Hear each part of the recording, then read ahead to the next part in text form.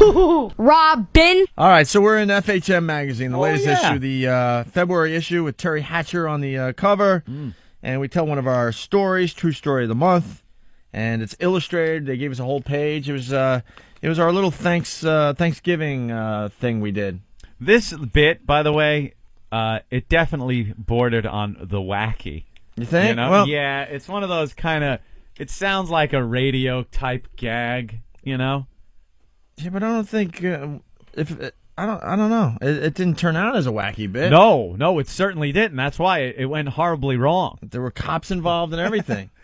Horribly wrong. Horribly wrong. Well, basically, I mean, you got to pick up the magazine just to see the illustrations. They're pretty funny.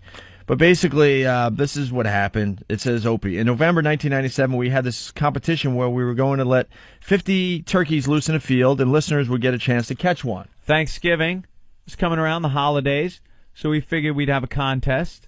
It was called Catch Your Own Turkey. Catch your own turkey. We're thinking, let's go back to the old days when you really had to go out in the field and get dinner. Yeah, because, Thanksgiving, holiday dinner, you got all the food on the table, and it was pretty easy. You just went to the store and picked it up. But we were talking about, the olden days where you actually had to go out there and hunt your own stuff. And we figured we'd do that. We wanted to bring that back. We figured we'd do that in the middle of Framingham, Massachusetts. Oh, the mutants that would come from Lowell with weapons. Yeah, so then Anthony says here in the illustration, callers told us about the crazy makeshift weapons they made with hockey sticks, rakes, nets, hammers, anything to catch a turkey. So we mentioned this on the air, and then the listeners started calling like crazy. They were buying it hook, line, and sinker right away, and they're like, can we just bring anything? Can we bring guns? We're like, well, you can't bring guns. No guns, but anything else. It has to be a hand weapon. So like, well, can I bring a hockey stick? Can me and my friend bring like a fishing net? I want to bring a baseball bat with nails in it. Yeah, we're like, yeah, sure, yeah. bring it. Chainsaw. I mean, the things they came up with were just, more wacky than the bit itself, Anthony. And they were really psyched to do this. Right. And we were getting calls from the ASPCA.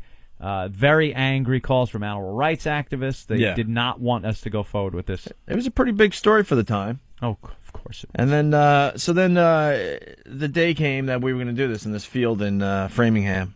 So we drove up to this vacant field in Framingham, Massachusetts, in our massive WAF rock bus. Remember that thing? That was awesome. Yeah. The things we saw in that bus. Oh, boy. Oh, boy, did we see things. I know out the window that day, though, we were seeing lots of mullets.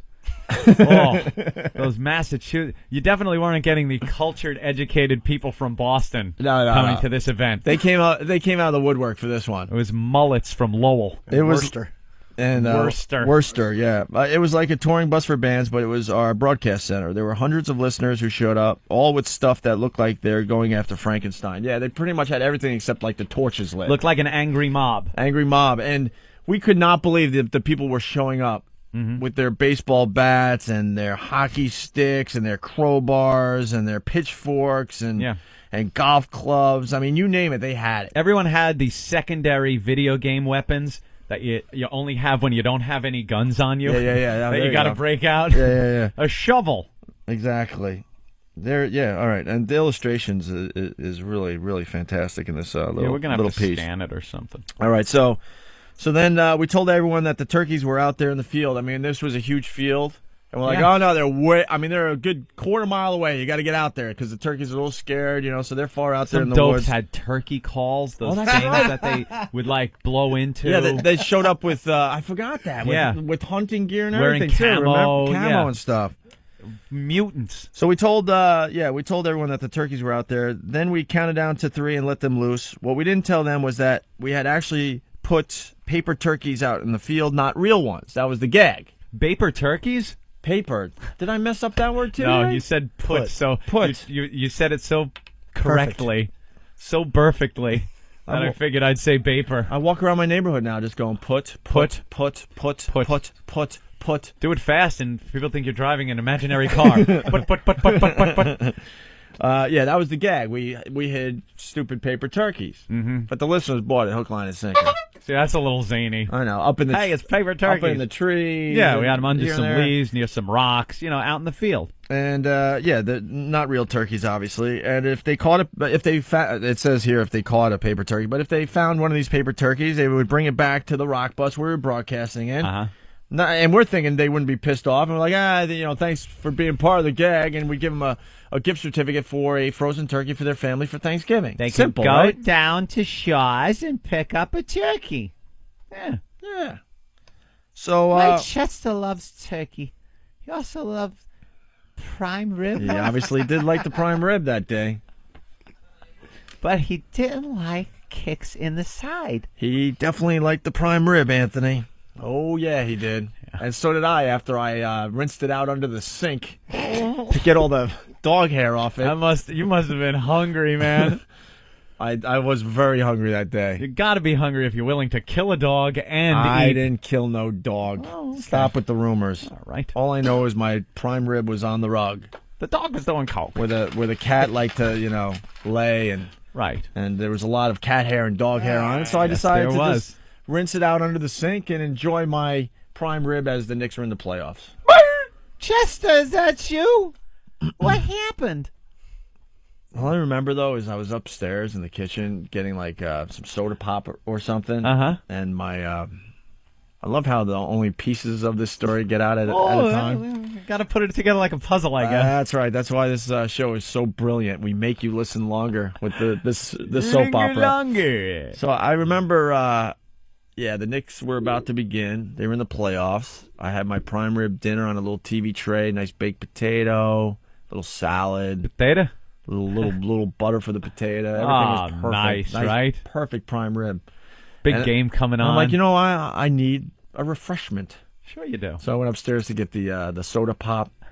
And, your mother-in-law, ex-mother-in-law, all I remember her saying is, why is Chester down in the basement? Chester, why are you in the basement? And Opie's upstairs like, oh, my God, just picturing his big, juicy prime rib. You remember, this dog begged all the time for food. So obviously it smelled my prime rib and went down to the basement, and that's the only part of the story I will be sharing today. Oh, my goodness.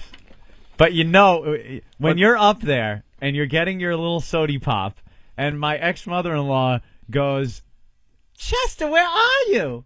Why are you in the basement? Oh, dude, you must have I had no doubt. Oh, my God, my prime rib. I had no doubt in my mind what was going on downstairs. Yeah. It's not like the dog's sitting there waiting for you to come down so we can ask if he could have some. Dogs just don't operate that way. Anyway, back to the story. So our listeners are out in the field, and they're looking for these live turkeys with their homemade weapons. And it says here in FHM magazine, this bamboozling plan lasted for less than 5 minutes before people saw the paper turkeys and said, what the F is this? Yes, they did. We were on our loudspeaker trying to explain. Yeah, we were, remember? Because now we're realizing people are starting to get really pissed off in the field. People, please calm down. You will get your turkeys. Return the paper turkeys to us, and you will get gift certificates for turkeys. Everyone wins, right? Yeah, we got T-shirts and everything else. Remember, we had all sorts of stuff. Screw you! You guys are assholes. So were they pissed? So yelling. Yeah, so we're on the loudspeaker trying to explain. No, it's okay. You bring one back and you get a free frozen turkey. It's all good. That wasn't good enough for these people. Nope. And this is the God's honest truth. They wanted to kill stuff. All of a sudden, it was like a mob mentality. Yeah. All of a sudden, you see them kind of gathering in the field, and they all start looking at us broadcasting a quarter mile away at the rock bus with our little headphones on, thinking, oh, we're all just having fun today. And, they started running toward the rock bus. This is a true story, Let's Anthony. get them, boys. There was a bloodthirst that just wasn't satisfied, so they all came charging back at us. We ran to batten down the hatches. Being the pussies that we really are, we ran into the rock bus. Pussies? Dude, it's a mob with improvised weaponry that woke up that morning with the reason and expectation of killing something. Yeah. With their bare hands or some improvised weapon. Remember, it was already snowing up there, Yeah. so there was like... it was like ice. Ice, yeah. It was like kind of like ice ice balls. Yep. It wasn't like a nice fluffy snow. It was No. It was just that good packing ice type of snowball. Frigid winter in Massachusetts. Ugh. So we're like, holy ass, and we jump into this huge rock bus. This is so true, man. We ran to batten down the hatches, and they began throwing rocks and anything they could find, including these like ice balls. Ice. Norton's laughing. And we're still like trying to we're still screaming out the window as we're standing up, and the rock bus had some big picture windows in it, especially in the back. Yeah. So we were kind of on the loudspeaker, but they could see us through the windows, and we're smiling like, no, it's cool, everyone, So we thought maybe just a few ice balls, Yeah. no real damage done, maybe a couple rocks. We'll get the dents out, whatever. Yeah. Right. Then they start taking their weapons, remember, and start beating up the rock pounding bus. on the side of the bus with their improvised weapons. So, and we're still trying. I think the loudspeaker or through the windows, I forget now. And we're still yelling, "You still got your turkeys! You still got your turkeys!" But they didn't care. No. And they continued. Then these effers started breaking windows with their weapons of mass destruction. And they did. throwing the rocks, breaking and all the ice windows at the windows. And then they started rocking the bus. Remember that? That's when we hit the deck. Yeah. So, yeah, they were rocking the bus so they could drag us out of it. We were so scared we broadcasted from the floor. Remember under that table? Yeah. We're under this table thinking we're well protected, and we continue our broadcast as the quote staff. It was Otto, our good pal Otto, was like calling the authorities to help us out because we weren't leaving this place without help. Yeah, it was a mess. They wanted blood. They wanted to kill something or hurt something with the weapons they made, and since there weren't any turkeys, it was us. Right. That was it. Go after the hosts of the program that sent them out there. And we're broadcasting live, and all you hear is just slam, slam against the rock bus. Awful. And then, this just ends in FHM magazine, basically saying. These were our hardened, devoted fans, and they wanted to kill something, us. That was the problem. These were our faithful listeners, and we pissed them off that bad. Listening to... And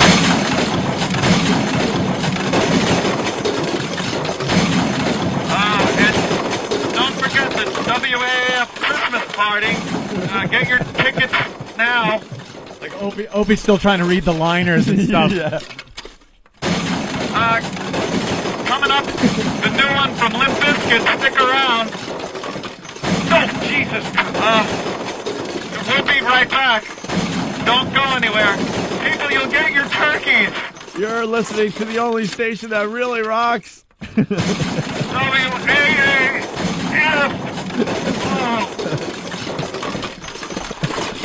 That was awful. Orange 9mm on the way. The consummate professional. And then, of course, our stupid midget boss, he was no help to us that day either. Boys, Brucey Mittman. I told you, boys, not to mess with your listeners. I told you there was going to be a problem when they were surprised. I know these animals that live out there. I live in Jewton, Mass, so I know the nice area. Anything outside of Jewton are animals. Oh, God. I'll bail you boys out again. Again, boys. What are we doing? A talk show now, boys? Yes, we are, Brucey. Yes, we are. Relax. For the entire country now. Stupid. So glad you saw the vision back then, you idiot. Why don't you get back to playing the music? Are we now talking for 15 to 20 minutes at a time, boys? What do you think? People want to hear you talking or a butt trumpet? Why don't you pop in the butt trumpet song? Oh, you're ugly. You're ugly by Butt Trumpet. That's what they want to hear, not your babble. They want to hear that for the 100th time this week. Boys. Why aren't you playing the new Bush song? Right. Why are you talking? People want to hear Gavin. Boys. Yeah, he didn't What a mess. He didn't really get it at the time, did he? We didn't get it at the time. And he had the brand new. He had one of the first Escalades, and I'm not. When I tell you this guy was no more than 5'4", man, I don't know how tall he's claiming to be. Yeah, it was like a Suburban. A Suburban, right? It was giant. And he had like a rope ladder just so he could climb into the thing. He couldn't even get into it. He couldn't get into it. I don't think anyone ever saw him get in or out of it. You just saw him in it. Right. Where he was really up high, he'd pull up next to your car. Look down high, boys. Look how tall I am in my vehicle. Boys. Another career we ruined, I think. Oh. He had it made before he hired us. Yeah, we kind of ruined it with the mayor's dead thing. Everyone broke contacts with him. That's what we do with these people. They spend their whole lives building up their career to get the respect and prestige and get the respect of politicians and people of power in media. And they're able to go to parties and mingle with these people and feel build like their power somebody. base and actually use it to progress in their career. Well, we And make their it. social lives. Oh yeah, their social lives are a huge part So of they their could brag their that career they too. were having cocktails with Mayor Menino. Who cares? I was with Mayor Menino at a fundraiser yesterday, cares? and me and the mayor were speaking about blah, blah, blah. Well, we make it so that they can no longer attend these events because no one wants this embarrassing ass who hired us idiots at their parties. Make no mistake about it. We had a love-hate relationship with Bruce Mittman. Yeah. We really liked the guy, and we also hated him for some of the things he did. He didn't get the show. He didn't get the vision we had. He kind of got it. He just wasn't willing to, really see what it could do, When Liz Wilde wanted to talk, I told her to shut up and play the music. You boys are going to have to learn the same thing. Yeah, that's going to happen. The best part when we did the mayor prank thing, where we told all of Boston that the mayor died in a fiery car wreck for April Fools. Yeah. Was when Bruce Mittman tried to smooth things over and he hired a photographer and he started stalking the mayor. It's one of my favorite stories ever. Because he wanted that shot of the mayor and him shaking hands or talking to each other to put it in the paper. I got to give him, credit. He definitely tried to smooth things over, and because he thought that would help with if people saw him and the mayor in the paper. They would be like, oh, I guess you patch things up. I could start inviting Brucey over to my parties again, and I invite him over to business ventures and anything else. Right. But he was stalking the mayor with a cameraman. He found out, the mayor's like press junket for that day. Like he's going to be at the Waldorf or what have you. He's going to be driving in Dealey Plaza today with a convertible top down. I'll wait in the book depository, boys. He went down with us, He didn't wimp out like Dave Dickless. Oh. Dave Dickless, our program director, who threw us under the bus first chance he got. Bruce Mittman went down with the ship. Big time. I got to acknowledge that. So he was the general manager of the radio station, and he's stalking the mayor, and he literally hid in a bush with a photographer. And then the mayor jumps out of wherever he was, a restaurant. I don't remember exactly. He was doing some kind of stupid thing. He's always around that. And then Bruce Mittman jumps out of the bush. Boo. And the photographer, it was a PR firm, so the photographer's waiting and wait. And then Bruce runs up to him and basically shakes his hand like he's just some citizen on the street. Yeah. Not even saying who he is. And then all of a sudden the photographer, click, click, click, click, click. And it made some rag up there. Him shaking the hand of the mayor. That'd be great to do if you're like some Nazi organization. Just run up and take a picture of somebody with a politician. Because if you jump out, they'd just be smiling and, oh, how you doing? You're shaking hands, you're both smiling, take the picture. Yeah. Here he is with a mobster. So that was Bruce's idea, because we were the stars of the radio station. He couldn't afford to lose us at the time. So he was trying everything to try to, save us from getting fired, but we knew we were going to get fired for that thing. Wasn't going to work. And then stupid Dave Dickless with his pie idea. What an And then ass. then the cancer kids idea. They were trying everything to try to get our image to be better than it was, right? Because we were just dirt. I mean, think of the St. Pat's thing. It was pretty similar. The whole mood of the. I still think the mayor state thing was worse than the St. Pat's thing. Yeah, I mean, in hindsight, Anthony. In hindsight, lighting the match. The people were pissed at us. They were angry. They saw no humor in it. Same situation. So they were trying to get our image up. One thing they wanted to do was to put us in. Dave Dickless, our program director, who was just a spineless, wormy ass, wanted us to be put in old-timey stocks. When someone was bad in the central square, they would put you in the wooden stocks and have the mayor throw pies at our face. This went so far that they bought the pies. They bought hundreds of pies that were going to be hurled at our face. And they don't even know how to buy the pies right, because that old pie trick when you see it on old TV and stuff. Yeah. It's just a pie tin and whipped cream. No, they bought real pies. The real heavy kind with hundreds of pies. This is before they spoke to the mayor or before they spoke to us. They had purchased all these pies. They're trying to get the mayor to go along with it. The mayor's office is just like, we're not even entertaining this. No. We get on the air when we got wind of it and said there is no way in hell we are ever going to have anyone throw pies at us. We're not going to compromise ourselves. Yeah, we were all. Dave Dickless, red face, comes in pissed off as all hell. You don't tell me what you're going to do or not do. I'm your fucking boss, and you will do what I tell you. That's exactly how He he was sounded. screaming. His face was so red. We're in shock. He kind of had that Hillary speech pattern. Oh, yeah. Started off kind of calm. Will do what I tell you. Screaming. Like Mommy Dearest, no joke. Like the male version Tina! of Mommy Dearest. Get the pies, Get the Tina. It was a mess. Yeah, they had gone through all this trouble. It wasn't going to work. So Plan B. Because we just knew it wasn't going to work. Of course it wasn't. It's probably, I've been doing radio a long time, probably the stupidest idea. Even worse than broadcasting live in front of the world's largest Pop-Tart, Anthony. Dude, they would have had, the Boston Herald would have been Opie and Dopey fired, like it was. Right. But instead of pictures of us in the studio, there would have been pictures of us with pie on our face. Right. Like, it's the same end result. We were out the door. There was no way getting pies thrown on our face was saving us from this situation. At least we look cool being with our pictures on the front page of the Boston Herald, looking all fired like and stuff. flipping the bird or something. Although I think they had a picture of you on the cover of the Boston Herald, you and your stupid with a fire extinguisher. Oh, brilliant. What a great photo that was.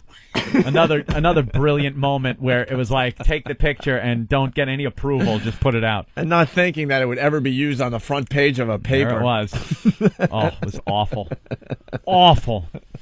But you know what that would have been? Both of us in stocks with the pies in our face. It's just dripping off our faces. They'd have had some wacky little caption that tied in the pies to us being fired that I'm not clever enough to think of right now. Opie and Anthony pired. Oh, there you go. Hey, That's not a bad. good one. Pired. Oh, So very funny. So we yelled back at Dave. I don't do well when people yell at me. No. At all.